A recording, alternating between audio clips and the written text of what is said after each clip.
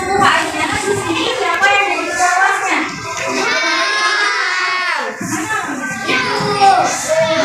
Boleh nggak diberi doa sebelum kita mulai belajar nanti? Ya.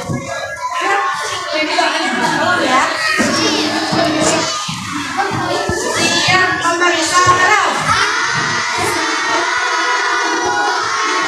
Nah di sini lumayan kebanyakan nih kabarmu hari ini gimana? Apakah baik? Ya baik. Nah nanti sebelum kita mau menjelaskan lagi ya ataupun pengulangan, nanti rumah mau absen terlebih dahulu ya. Nah yang pertama ini Apelia Sofitri. Nanti misalnya aku bilang namanya, anak-anak terus bilang hadir gitu ya. Oke? Apelia Sofitri tadi? Oke. Agustin? Ahmad Faizal? Di sini itu bab 9 tentang apa? Oke. Di sini itu sholat tarawih itu adalah sholat malam yang dilaksanakan pada bulan suci Ramadan. Nah di sini udah pada kerjain belum sholat tarawih pas bulan Ramadan? Ya udah, ada yang belum?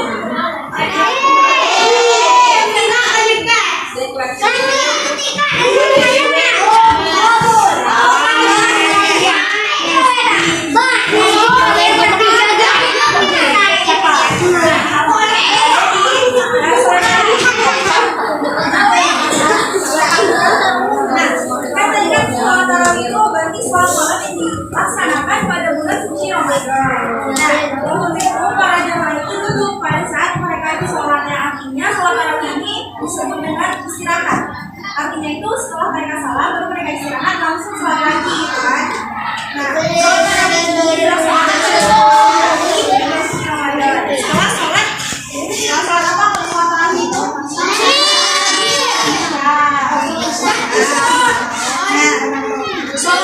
Sholat tarawih ini hukumnya itu apa?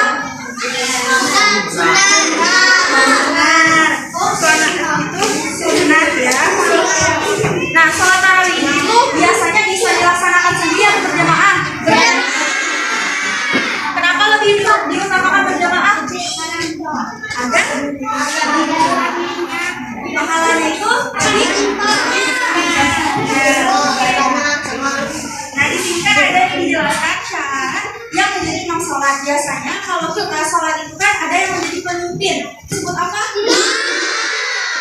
Nah kalau dari imam yang pertama itu syarat menjadi imam itu harus diutamakan apapun fasih membaca Al-Quran. Nah jika imam itu tidak fasih dalam membaca Al-Quran, maka itu akan mengganggu pada saat melaksanakan sholat. Terus yang kedua itu paling banyak hafalan Al-Quran. Misalnya nih ada kakek-kakek yang masih kurang dalam bacaan Al-Fatihah dan lain sebagainya gitu. Nah dia bisa menjadi imam karena bacaan Al-Qurannya itu tadi kurang fasih dan kurang hafalan Al-Quran. Terus yang ketiga itu paling banyak pengetahuan hukum Islam.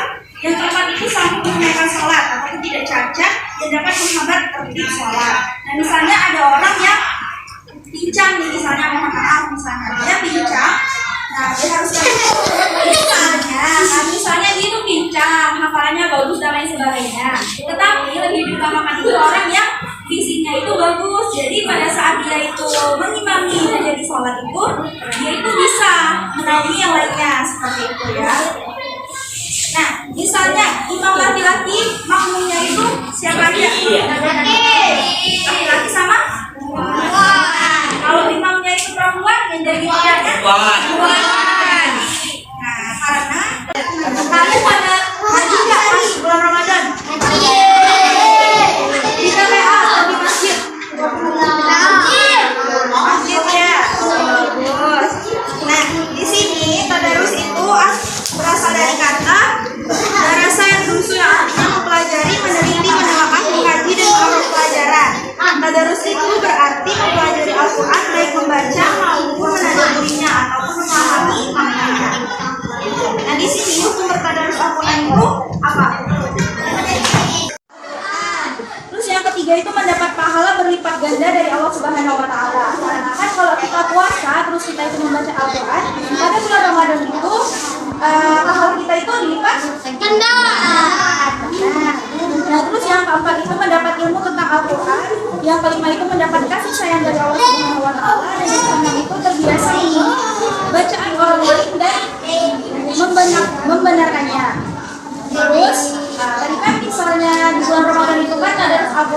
amalan-amalan yang bisa kita lakukan. Selain bertadarus Al-Quran, ada amalan-amalan lain yang bisa kita lakukan untuk menambah pahala dan juga biasanya kalau misalnya kita beriktikaf itu kita melakukan zikir, bertadarus dan lain sebagainya agar kita itu bisa mengerti dan memahami apa dan salah kita selama kita beriktikaf itu. Terus yang kedua itu ada berzikir dan berdoa kepada Allah Subhanahu wa Ta'ala. Nah, berzikir itu seperti apa contohnya? Ada yang tahu? Semangat berpikir dan juga Umar ingin mengevaluasi pengetahuan kalian tentang materi ini, maka Umar itu akan melakukan evaluasi dan juga dikaitkan dengan ice breaking atau games.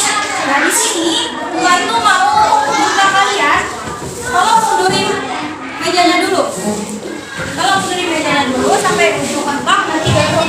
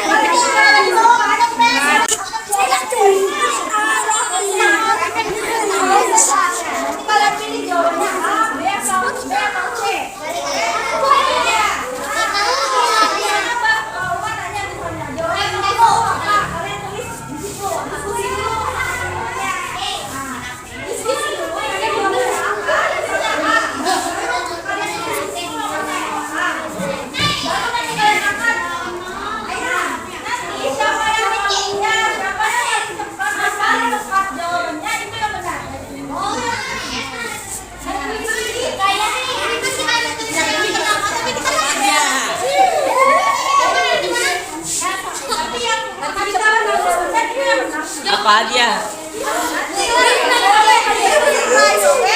Hadiah itu adalah surprise.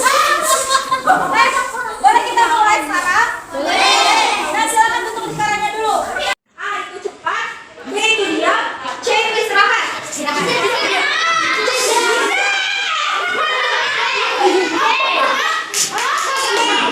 Ditulis.